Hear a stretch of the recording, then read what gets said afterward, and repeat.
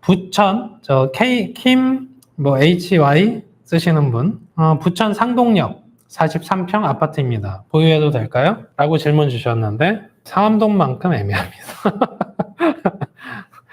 계속 보유하시기엔, 지금 1기 신도시 쪽에서 메인 지역이긴 한데, 부천이 좀 소외되어 있는 느낌이 강하고, 가격도 약간 뭔가 3번만큼 소외되어 있지는 않은데, 그렇다고 메인도 아니고 좀 애매합니다. 포지션이. 그러면서 대형이면 더 애매해지거든요. 그 여건이 되시면 갈아타는 게 좀 더 맞지 않을까 생각이 드는데, 여력이 되시면 네. 뭐 여력이 안 되시면 사실 원천 차단이니까 아마 가성비가 되게 좋으실 거예요. 부천 중동 상동 여기가 네. 그 입지나 거주하는 그 만족도 대비해서 가격이 되게 기반 시설도 양호하고 저렴한 편이더라고요. 네. 근데 만약에 현금을 그동안 많이 모으셔서 서울로 들어오실 수 있다거나 한다면 갈아타는 게 좋으시고, 그렇지 않다면 무리해서 하실 필요는 없으실 것 같아요. 무리할 정도는 아닌데 유리한 것도 아니다. 그러니까 언젠가는 갈아타라 이 얘기네요. 무리도 아닌데 유리하지도 않다. 뭐 좀 애매한 포지션인 게 문제죠. 근데 지금까지의 그 시장 흐름을 보면 애매한 포지션은 애매한 포지션으로 계속 남아있더라고요. 그리고 부천 쪽, 이 중동 신도시 쪽이 혹은 일산 쪽 이런 쪽이 사실은 각광을 못 받는 이유 중에 하나가 경쟁이 너무 심해요. 그리고 비슷한 단지가 너무 많으니까 내 걸 더 비싸게 팔기가 너무 힘든 지역에 해당된다는 거죠. 근데 서울 쪽으로 오면 약간 각양각색으로 바뀌거든요. 그래서 경쟁 단지가 좀 뭐 이렇게 되는 경우가 있는데, 가끔은 이제 저희가 상승기도 있지만 하락기도 있잖아요. 네. 하락기 때 제일 많이 떨어지는 지역 중에 하나가 송파거든요. 그렇죠. 예. 왜냐하면 대단지가 있는데 경쟁이 너무 심해져요. 서로 팔겠다고. 그러기도 하는데 이 부천, 일산 이런 지역들도 좀 경쟁이 심하다. 매각하려고 할 때. 많고. 매물 경쟁이 좀 심한 지역이다. 이렇게 설명드리고요. 대체재가 너무 많다는 거죠. 주변에. 황기훈님이 질문 주신 겁니다. 중구 신당현대 보유 중입니다. 추진 준비위원회가 시작되었고요. 향후 전망이 어떨까요? 이렇게 질문 주셨는데, 신당현대. 네. 근데 추진위원회 단계면 완전 초기 단계긴 하거든요. 근데 전 최근에 좀 우려되는 게, 신당현대도 그렇지만 정비사업 초기 단계들이 굉장히 가격이 이전보다 많이 올라가 있더라고요. 네.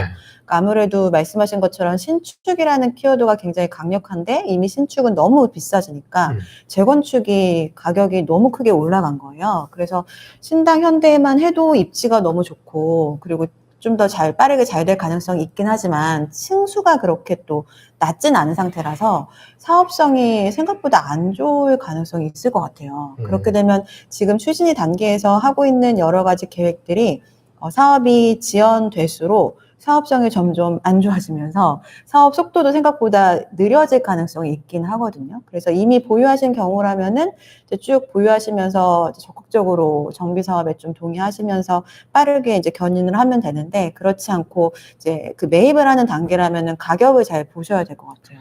맞아요. 사업 초기 단계의 사업지는 사실은 다 조심해야 되는 이슈가 있는 것 같아요. 된다라는 그 보장이 서울이라 그래서 반드시 된다는 보장이 지금 안 나오거든요. 구조가. 그리고 동의했다가도 분담금 때문에 갑자기 반대로 돌아서는 이슈도 있고요. 그리고 중구 자체는 전망이 나쁘진 않아요. 근데 개별 단지가 반드시 전망이 또 좋은 지역도 아니에요. 그런데 그렇다고 이미 보유하신 분이 그럼 매각할 정도로 나쁘냐? 그렇지도 않아요. 그래서 중구 자체는 좋습니다. 재건축 자체가 성공 가능성은 높은 지역인데, 대기 시간이 지금 서울시에서 추산한 정비사업 기간을 한 17년 봤거든요. 거기서 우리가 뭐 4, 5년 땡기겠다 해서 13년 이렇게 보시는데, 지금 초기 단계면 추진이면 13년 아직 준공까지 쉽지 않은 기간이긴 합니다. 그래서 이제는 몬테크 관점에서 잘 또 재건축의 선호도가 높지도 않은 것 같아요. 얼죽신 할 때 재건축에 들어가서 신축으로 변하는 걸 엄택한다 이런 관점들이 좀 있었는데 요새는 그것도 좀 작동을 안 하는 게 대출 규제나 이런 갈아타기 규제가 좀 심해지면서 재건축도 생각보다 뭐 이주비부터 해가지고 그런 게 쉽지 않은 구도다. 근데 저는 현장에서 요즘에 제일 우려스러운 게 많은 분들 들어오셨으니까 그 재개발 빌라 사시는 거 정말 신중해야 되는 시점인 것 같아요. 제가 올해 초만 하더라도 입지 좋은 재개발 빌라 매입해도 괜찮을 것 같다고 많이 말씀드렸어요. 그때는 그래도 가격이 괜찮았거든요. 근데 최근에 하도 여러 그 고객분들이 용산의 빌라, 뭐 흑석동의 빌라 얘기를 하셔가지고 제가 주말에도 가보고 평일에도 가보고 또 그냥 매입하는 척 부동산도 돌아보고 했는데 진짜 깜짝 놀란 게 아예 구역 지정이 안 된 거예요. 그냥 신통기에 그 신청할 계획을 갖고 있는 거예요. 근데 거기가 작년에 거래된 게 2억 5천인데 저한테 이제 팔려고 하는 금액이 7억 8억 정도인 거예요. 그렇게 많이 올랐어요? 너무나 급등을 했고요. 심지어 그 지분 쪼개기라고 하죠. 그냥 추진 단계, 완전 초기 단계인데 그 땅만 보고 분양을 하는 거예요. 그냥 땅에다가 뭐 한 10개짜리 빌라를 지을 거다. 그러니까 등기는 나중에 치지만 지금 미리 1억을 대고 나중에 뭐 전세 맞춰주면 한 3, 4억이면 들어간다. 이렇게 브리핑을 하시더라고요. 뻥이잖아요. 그게 어떻게 될지 모르는 거죠. 그리고 그게 이제 신통계획이라도 통과돼 버리면은 그 현금 청산 대상이 될 수 있기도 하거든요. 그 시기에 따라서. 아, 그렇죠. 그래서 너무나 금액 대비해서 완전 초기 단계인 거를 4억 현금 있으신 분들이 보다가 빨리 못 사니까 계속해서 외곽으로 나가셔야 되잖아요. 그러니까 거기가 가보면은 막 빨리 되는 것처럼 얘기를 하거든요. 그러니까 4억을 거기에 넣어두고 거주하지 않아도 되니까 그거를 그냥 사는 분들이 꽤 많으시더라고요. 그래서 뭐 이렇게 정비사업 얘기가 나왔으니까 그건 정말 좀 이제 빌라 쪽은 매입하기 전에 신중하게 여러 가지 검토해야 된다는 말씀을 드리고 맞아요. 싶습니다. 그래서 뭐 조금 첨가해서 설명을 드리자면 상가주택 많은 빌라 단지들이 있거든요. 네. 밑에는 상가, 위에는 빌라, 뭐 4세대, 연립 이렇게 해가지고 그런 지역들이 서울 곳곳에 있는데 그런 빌라가 제일 위험해요. 뭐냐면 밑에 상가가 서울이다 보니까 잘 돼요. 그래서 재건축, 뭐 재개발 이런 동의, 우리가 주택 재건축도 있으니까 동의를 안 해줘요. 그래서 가끔 보면 상가주택 활성화된 지역의 그 노후 빌라는 영원히 재개발이 안 될 것 같은 지역들이 꽤 있거든요. 네. 뭐 익선동 이런 데 너무 잘 되잖아요. 네, 규제도 많은데 동의도 안 해줍니다. 장사가 잘 되니까 50년 동안 썼는데도 공실이 없는 그런 상가 지역들이 있거든요. 네. 그런 데는 재개발 어렵다. 이렇게 설명을 드리고요. 그 대통령께서 발언하신 것 중에 규제는 됐고 공급 얘기하다가 좀 마무리하면 될 것 같아요. 네. 공급. 지금 공급 대책 또 내놓는다고 했어요. 네. 예, 맞아요. 벌써 공급 대책이 그 지난해 97 공급 대책. 네. 135만 호 수도권 착공 계획. 그렇죠? 그리고 129 공급 대책. 그래서 한 6만 호 덧대서 140만 호 수도권 착공 계획을 세웠는데 네. 그거 보셨잖아요. 보면 129 대책의 그 착공 계획들 보면 2028년 착공, 네. 2029년 착공 네. 이런 거잖아요. 그리고 135만 호의 94 공급, 97 공급 대책은 이거 되게 헷갈려. 예전에 84 공급 대책이랑 계속 헷갈립니다. 그래서 97 공급 대책도 그거 발표한 이후에 가격이 튀기 시작했잖아요. 네. 이슈 중에 하나가 저게 언제 돼? 이런 거였거든요. 네. 그래서 저는 그 다른 방송 가서 계속 얘기해요. 우리가 현실 타협을 좀 해보자. 가슴에 손을 얹고. 저 140만 호 계획이 나에게 언제 도달할까? 이걸 생각해 보면 공급 대책을 근데 어떻게 또 내놓는 거죠? 네. 제 생각에는 또 유휴부지 정비사업 이런 얘기들 나왔잖아요. 근데 이미 연끌했잖아요. 연끌했죠. 근데 그걸로 치면 사실 뭐 전 정권 때부터 시작해서 계속 비슷한 게 나오고 있는 건데 전 정권이나 지금 정권이나 잘 이게 입주가 안 되는 거는 사실 정책 때문이 아니라 이게 사업성 때문이잖아요. 그럼에도 불구하고 계속해서 계획이 나오니까 정부가 스스로 좀 너무 힘들어지는 것 같아요. 지금까지 잘 계획을 세워놓은 거를 빨리 추진을 하면서 추진 경과를 보고하면 될 텐데 계속 공급 계획을 만드니까 그게 좀 쉽지 않다라는 말씀을 먼저 드리고, 또 하나는 이번엔 전 조금 방향성을 달리할 거라는 예상이 들어요. 지금 임차 시장에 대한 안정화 방안에 대한 압박이 좀 있을 거고, 그리고 정비 사업을 서울시와 좀 이렇게 비교했을 때 정비 사업 쪽이 조금 약해 보였잖아요. 그래서 도심 정비 사업 개발 쪽에 조금 더 무게를 두면서 좀 공급 계획을 세우지 않을까라는 예상이 들어서 정비 사업 쪽을 조금 구체화하고, 또 택지 개발이나 유휴부지 쪽을 좀 얘기를 하면서 빠르게 하는 그 조건으로 그 용적률을 높여주는 대신에 많은 부분들을 임대 공급 쪽으로 채우는 그런 식의 방향성을 갖고 가지 않을까. 그래서 공급으로 이제 이렇게 발표는 하겠지만 사실은 그 공공 임대주택들, 그리고 뭐 향후에 분양받을 수 있는 그런 임대주택들 위주의 공급 계획이 나오지 않을까라는 생각이 좀 듭니다. 정비사업, 서울 내에선 정비사업 외에 사실상 대안이 없고, 속도를 빠르게 해도 빨리 할 방법이 여의치 않고, 대통령께서 그 발언을 하셨어요. 그 윤석열 정부 3년 동안 공급이 잘 안 됐다. 그러니까 전 정권 탓을 하고 싶지는 않은데 그때 공급을 많이 했었어야 되는데 안 됐다라는 발언을 하셔서 제가 이제 곱씹어 보면 이유가 두 가지 있었잖아요. 러시아 우크라이나 전쟁. 그래서 건축비 상승에 따라서 수익성이 안 맞춰진 거. 그리고 레고랜드 PF 때문에 자금 조달이 어려워졌잖아요. 그래서 PF 쪽에서 문제가 생긴 거. 이 두 가지 때문에 공급이 안 된 거거든요. 사실 윤석열 정부라고 공급을 뭐 등한시하진 않았어요. 원희룡 장관도 계속 공급했으니까.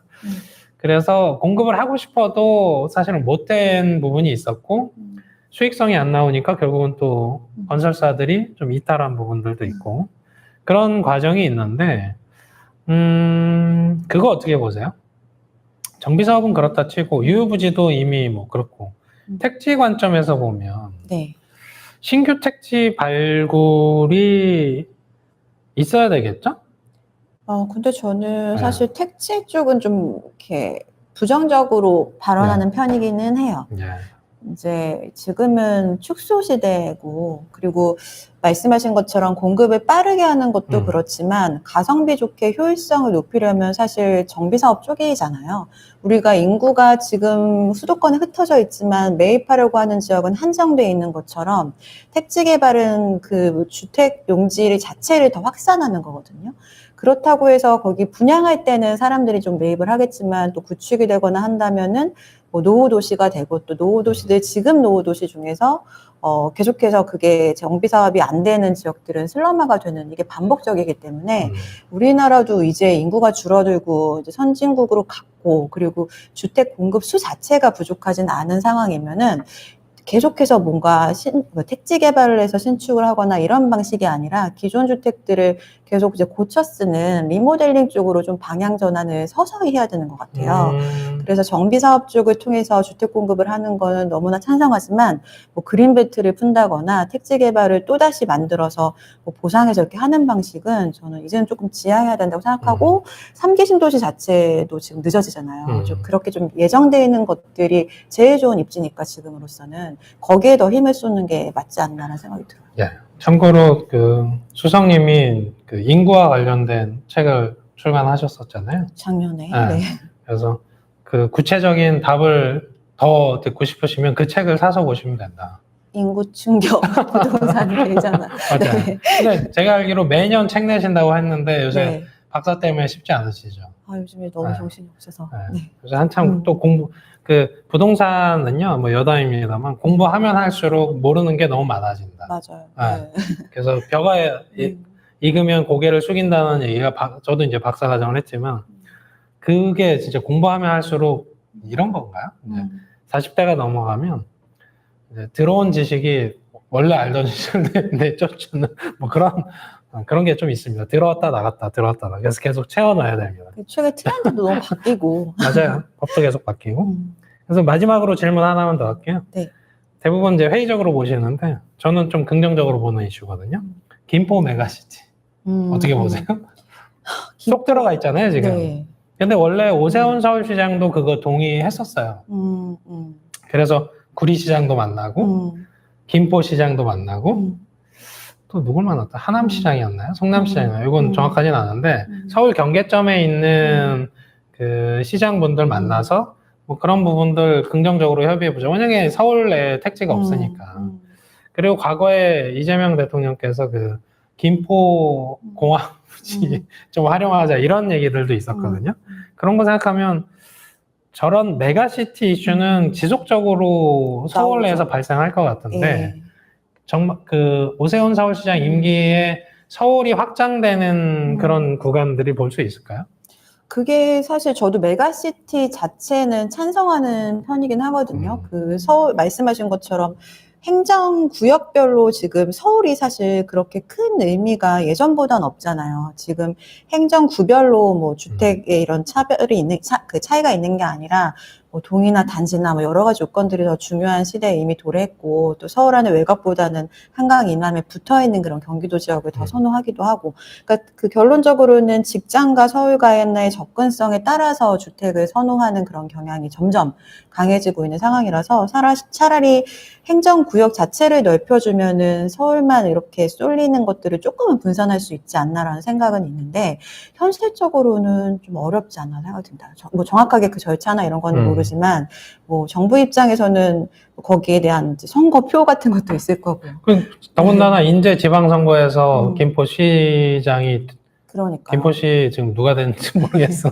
네, 그거를 협의하면서 시장 임기 내에 한다는 거는 사실 현실적으로는 좀 어렵지 않나. 결국은 그래서 제가 이 질문 드리면 대부분 이제 김인만 소장님도 그렇고 다른 전문가분들도 그렇고 물 건너갔다 얘기들을 많이 주세요. 그럼에도 택지가 없다라는 이슈 때문에 지속적으로 발생은 할 텐데 기대를 너무 하실 필요는 없다. 그러니까 그때 그런 이슈 있었어요. 아, 김포에 지금 저평가돼 있으니까 빨리 가서 사야 되냐. 그러면 안 될 확률이 크니까 그런 선택을 하실까봐 이런 질문들을 드리는 거고 네. 생각보다 정말 구체화되려면 뭐 사실 쉽지 않을 뿐더러 구체화되기도 뭐 어렵지 않나. 그렇죠. 네. 네. 그런 관점에서 보시고 그렇습니다. 그래서 저희가 이제 하반기를 주제로 뭐 여러 가지 얘기를 했습니다만 저는 뭐 하반기에 그 억눌렸던 부분들 대통령께서 발언했던 내가 많이 억눌러 놨다 이런 발언을 하셨어요. 그래서 내가 1월부터 개입해서 억눌러 놨는데 사실 억누른 대로 계속 있으면 안 튀거든요.